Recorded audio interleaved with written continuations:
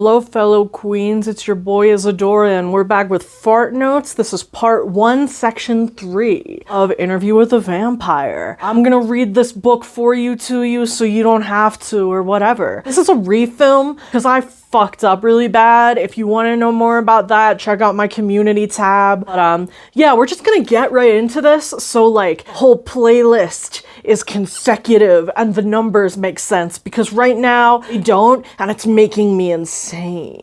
All right, anyway. Part 1, Section 3, Interview with a Vampire. It starts off with, in an hour and a half, Lestat and I were in New Orleans. Horses nearly dead from exhaustion. The carriage parked on a side street a block away from a new Spanish hotel. So like, Lestat takes an old man by the arm, puts $50 in his hand, and says, "Get us a suite and order some champagne. Say it is for 2 gentlemen and pay in advance, and when you come back, I'll have another 50 for you." And then pretty much Lestat just has this guy do his bidding. When he comes back, he murders him and he says, "Good night, sweet prince, and here's your $50. And he puts the money back into his own pocket. So I'm pretty sure that's like a Hamlet quote, which like throughout this whole book, we really find Louis talking a lot about how like Lestat's a moron, Lestat's an idiot, Lestat is not capable of like higher reasoning and functioning. But I'm pretty sure Lestat just pulled out some Shakespeare. So like, is Lestat the king of making decisions? Absolutely not. Can he fucking read, or like does he see theater? Yeah. So after, like, Lestat does this, Louis is fucking horrified. And he says, you know, I have to leave him or die, I thought. It would be sweet to die, I thought. Yes, die. I wanted to die before. Now I wish to die. I saw it with such sweet clarity. Such dead calm. And I'm just like, in my notes, I'm just like, wow, Louis de Pointe-du-Lac wants to die. Groundbreaking. Sick of this fucking man. Can't lie. Like, we're 63 pages deep into him complaining.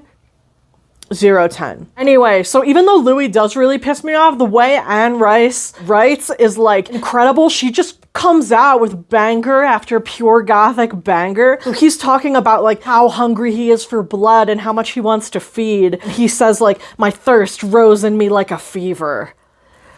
And so Lestat goes out to kill people, and Louis goes amongst the rooftops in search of rats. Alright, then, like, Louis and the boy have this, like, very Oscar Wilde-ass debate about, like, whether aesthetics and morality come together or not. Like, are all aesthetic decisions purely moral? Like, in my notes, I just have, like, pure Oscar Wilde-ass shit. Like, it's crazy to me that so many people read this book and, like, did not see how gay it is, because it's literally, like, we're just throwing out, like, what do you call it? Like, there's just so many hints, like, all throughout it. Like, these 2 men are hanging out, smoking cigarettes together. One of them's talking about, like, his old man. And, like, while the new one there notices how hot he is, they're lighting each other's cigarettes. And they're, like, having Oscar Wilde-style debates in an apartment in the gay neighborhood of San Francisco. So yeah, they go through all that. So Louis goes from like warbling over like whether aesthetics mean anything or not, or like, then he goes on to warbling again about like, am I damned? Am I from the devil? Is my very nature that of a devil? And like, so instead of like following like his natural instincts, he's just having all of these internal debates. And like, again, like we've already discussed, like Lestat's going out to hunt people, Louis is going out to hunt rats, and Louis basically finally breaks down when he stands in an empty, desolate street and he hears the sound of a child crying. And I just put like, oh shit, because I'm pretty sure that's Claudia, dog. Yeah, so then we get into him. So he describes like approaching, like hearing the sound of this crying child and following it. He says, she was within. I drew close to the walls, trying in my habitual detachment, only to understand the nature of her cry. In my notes, I just have pure Dr. Phil style, like, shut up, bitch. Like, how many times is Louis gonna say that he has genuinely no attachments to anything, then continue to, like, cry and complain because he's so deeply attached to everything? Like, So yeah, we do basically get into him. He finds who will like later become Claudia, and she's wrapped around like the corpse of her dead mother and doesn't understand that her mom is dead. And we see, she was only 5 at most, which like, oh God, like I think like because in the 90s adaptation, I think they aged her up to like 8 or 9, just still really fucked up. But it's like 5, and then in the new TV show they made Claudia like a young teenager, I think, which like still not great, but like it's even more horrifying to think of like a 5-year-old doing all of the things and having all of the thoughts which Claudia will have. Oh, yeah, so he describes Claudia, she was only 5 at most and very thin. Her face was stained with dirt and tears. She begged me to help. They had to take a ship, she said, for the plague came. Their father was waiting. Ugh. And in my notes, something, so again, here, like, I believe the true essence of what creates Gothic literature is, like, things lingering, which should not linger. So, like, here we have, like, life and death coming together, like, a child, like, carrying all of the promise of life, being wrapped around a corpse, like, even though mourning is a natural part of the experience of, like, living, you're not supposed to stay, like, wrapped around the dead body. And I think it's, like, those contrasts and, like, the lingering which creates the Gothic.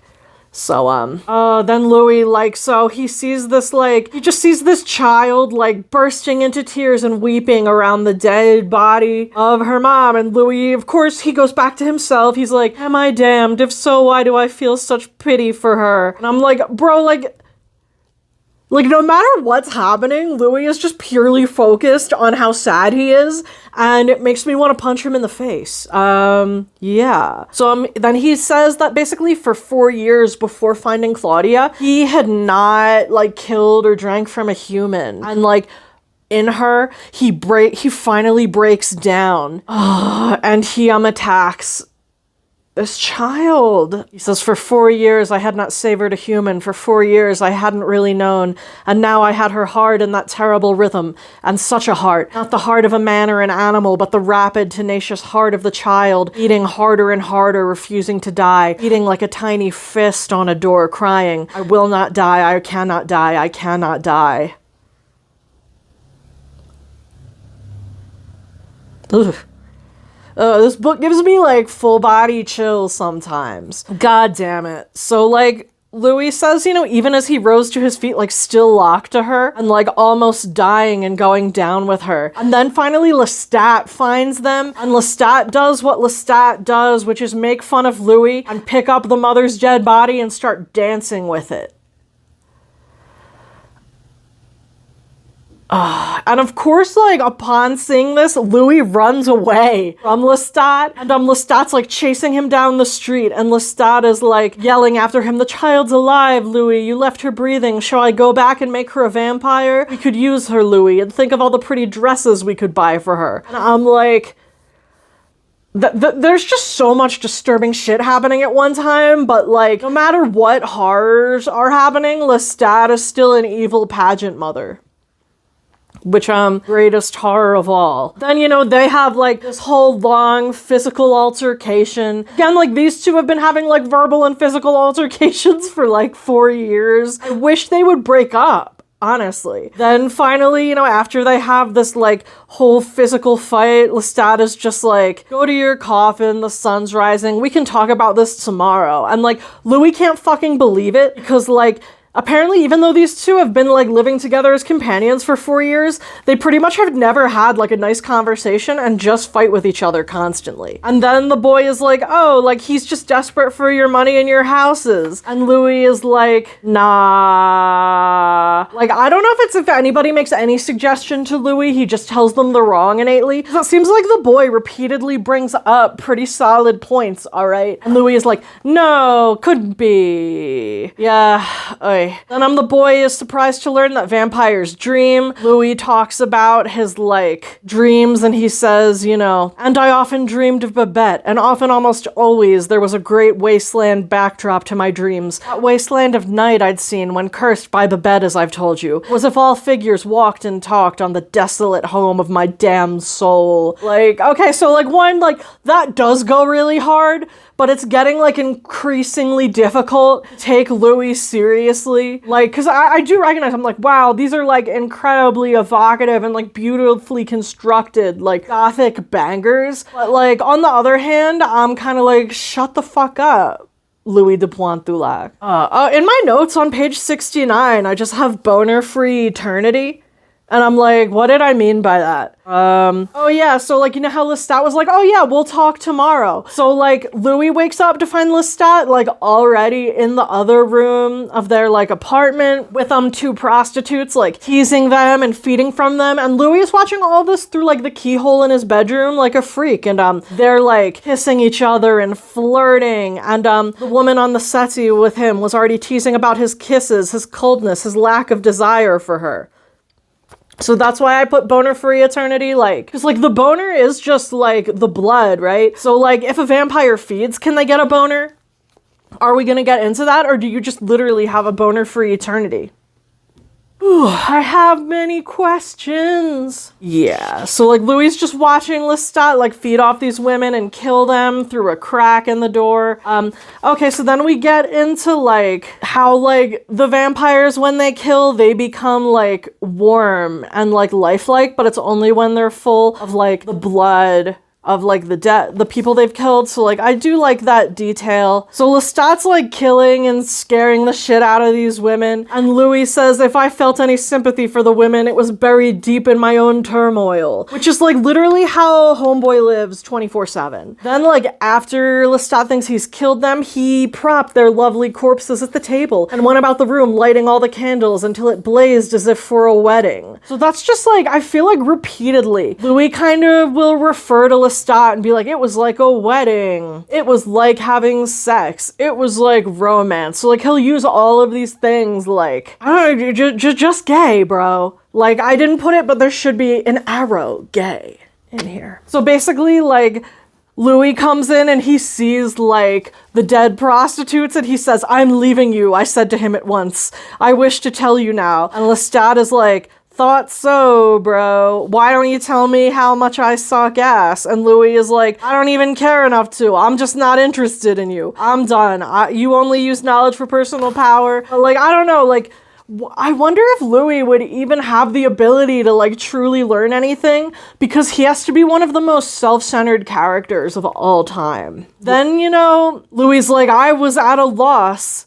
You know, I couldn't believe he was actually listening to me. I felt the gulf between us as painfully as ever. And, like, this really hit me, because it's like, have you ever been even, like, a friendship, a relationship, whatever, where somebody treats you like shit, like absolute dog shit, and then it's like, when you finally had enough and you can't take it anymore, they, like, innately sense it and switch up on you, and it's just, like, the most too little, too late ass bullshit of all time. I really feel like that's where we are with, like, Louis and Lestat. Yeah, Louis is just, like, plagued by existential questions. And Lestat is just like, bro, like, what the fuck do you even think a vampire is? And Louis is like, I don't pretend to know, you pretend to know. What is it? And then he says, you know, after I leave you, I'll travel the whole world and find other vampires and I'll learn the secrets of everything. And Lestat is, like, shaking his head, and basically he says, you are in love with your mortal nature. You chase after the phantoms of your former self. And in your romance with mortal life, you are dead to your vampiric nature. And Louis, in classic Louis fashion, disagrees with anything anyone says to him immediately. And then Lestat is like, you are an intellect. I've never been. What I've learned from listening to men talk, not from books. I never went to school long enough,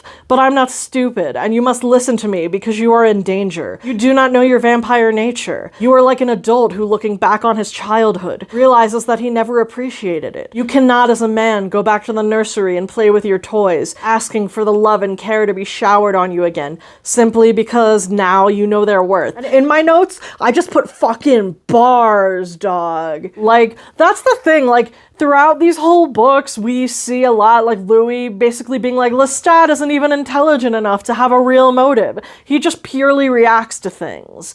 But like, we kind of see both, whether we're talking about like through conventional intelligence, such as like appreciating design and color, like reciting jokes, like using Shakespeare and shit like that. Like, Lestat is not like a huge moron. Like, I think Louis thinks too highly of himself and too little of everyone else, personally. Yeah, then we get into like, and then of course Louis is like, yeah, okay, I get it, but like, what is our nature? Yeah, it's like, if I can live from the blood of animals, why wouldn't I do it? And like, Lestat is like, does it bring you happiness? You wander through the night, feeding on rats like a pauper, and then moon at Babette's window, filled with care, yet helpless as the goddess who came by night to watch Endymion sleep and could not have him. Now, I think Endymion was like a lover of the moon goddess Selene, so I think this is really interesting. You know, you wander through the night feeding on rats like a pauper, and then moon.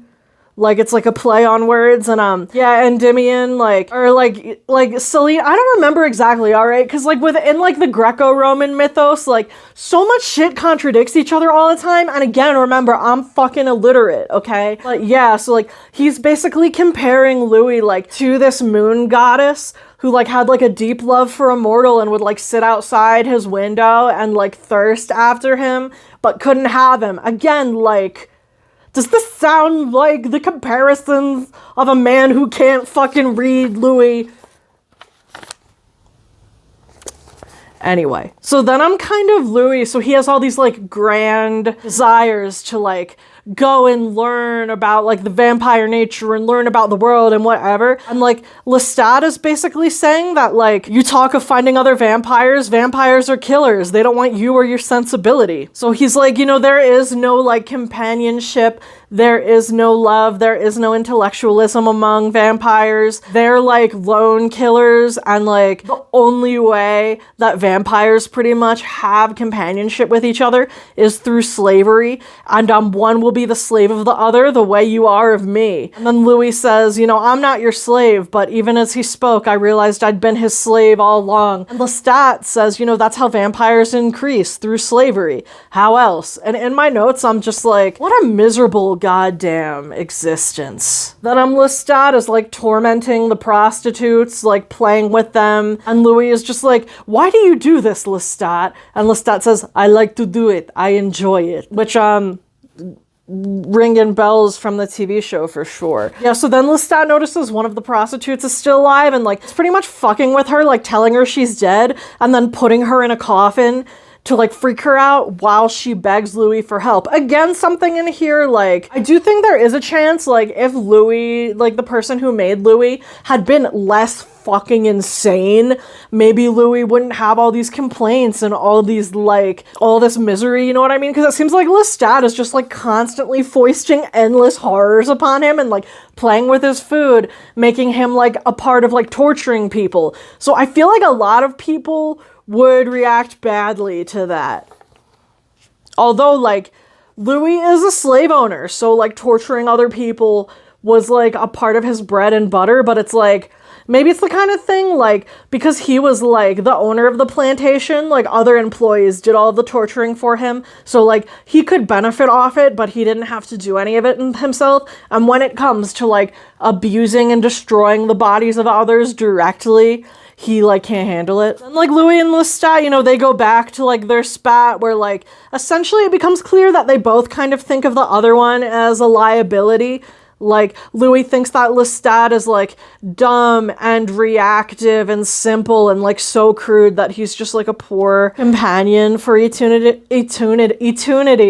I'm on that, like, what eats tuna? Bears? No, bears eat salmon.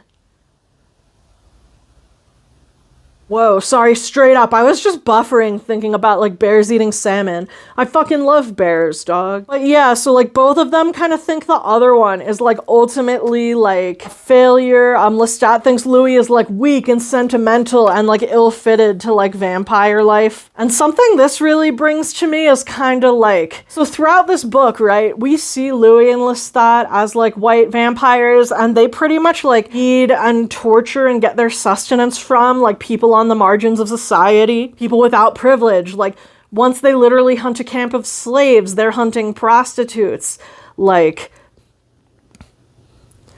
it's just very interesting because, like, depending on how you read vampirism, like, you could look at, like, the upper classes in a society, like, as vampires, who, like, essentially benefit from, like, the torture and abuse of the bodies of people in lower classes. Again, I don't think Anne Rice was not woke. I do not think so. But like, it's something that I think of in the context of vampire lore. Then Lestat does this super fucked up thing where this dying prostitute who's like praying to the Virgin to save her. Lestat tries to get Louis in on the game by being like, oh, my friend's a priest. This is your funeral. You were at a dinner party and you died, but God has given you another chance to be absolved, don't you see? Tell him your sins. And I'm just like, Lestat has to be like one of the most fucked up people I've like ever read about. Like, again, like, if he did even, like, half of the shit that Louis said he did.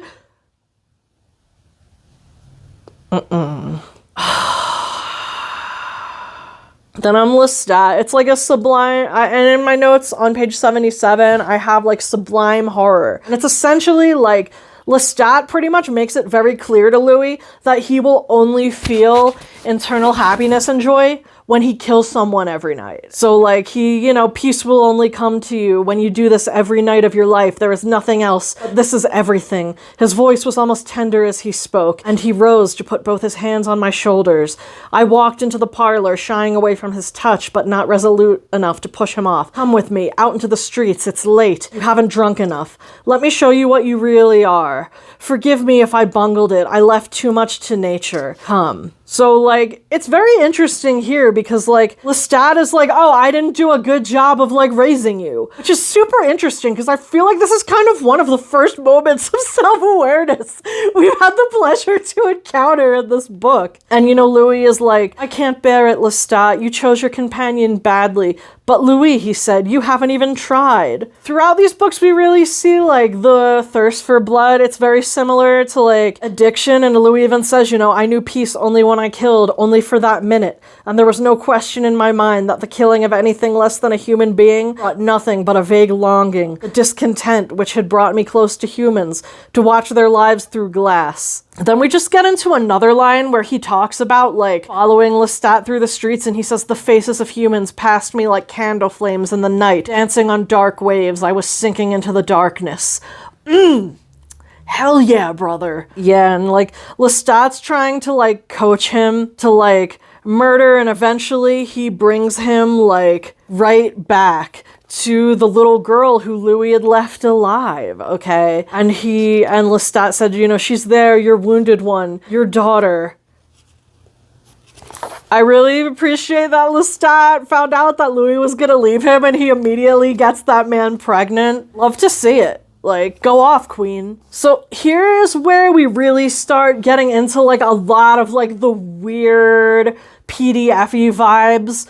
Louis describes her as like the sweet perfume of a child, strong and pulsing in spite of sickness and death. She moaned now, stirred in her sleep, and that was more than I could bear. I'd kill her before I'd let her wake and know it. I went into her throat and heard Lestat saying to me strangely, just a little tear, it's just a little throat, and I obeyed him. There's just like some weird-ass vibes, alright? Ugh. Then we get into, like, Lestat and Louis making Claudia together, where Louis pretty much does the first part of, like, sucking her blood, and Lestat finishes it off by, like, slicing his wrist and, like, feeding her his blood. And Louis tries to ask Lestat, like, what are you even doing, man? And Lestat won't answer anything, man. They just fucking do it, like Lestat baby traps him, no explanations, and they just like fucking go with it. Yeah, Louis is like, I sat there watching him, the child drawing close to Lestat now, snuggling near him as he slipped his arm around her, though his indifferent eyes remained fixed on the corpse. Then he looked up at me. Where is Mama? Asked the child softly. She had a voice equal to her physical beauty, clear like a little silver bell. It was sensual, she was sensual. And like in my notes, I'm just like, 4 years old, bro. I'm gonna be real uncomfortable reading this whole fucking book, aren't I? And even, so then in my notes, I just have fucking insane. Lestat turns to this child and he says, Louis was going to leave us. He was going to go away, but now he's not, because he wants to stay and take care of you and make you happy. You're not going, are you, Louis? You bastard, I whispered to him. You fiend. Such language in front of your daughter, he said. Insane, okay? But then basically this section ends on like the most real and relatable shit I've ever heard in my life. Yeah, so basically Lestat says to her, you're our daughter, Louis's daughter and my daughter, do you see? Now, whom should you sleep with, Louis or me? And then looking at me, he said, perhaps you should sleep with Louis. After all, when I'm tired, I'm not so kind. And I said, same, queen. That's crazy. And she's just like, where's my mom? Lestat is just basically like, I'm your mom. Crazy. Crazy shit. This book's crazy. Anyway, that was Fart Notes. Remember to like, comment, subscribe. Whole playlist is linked down below. Again, apologize for the fuck up in getting this up. I'm gonna try and put it in the right order in the playlist for y'all. Anyway, bye.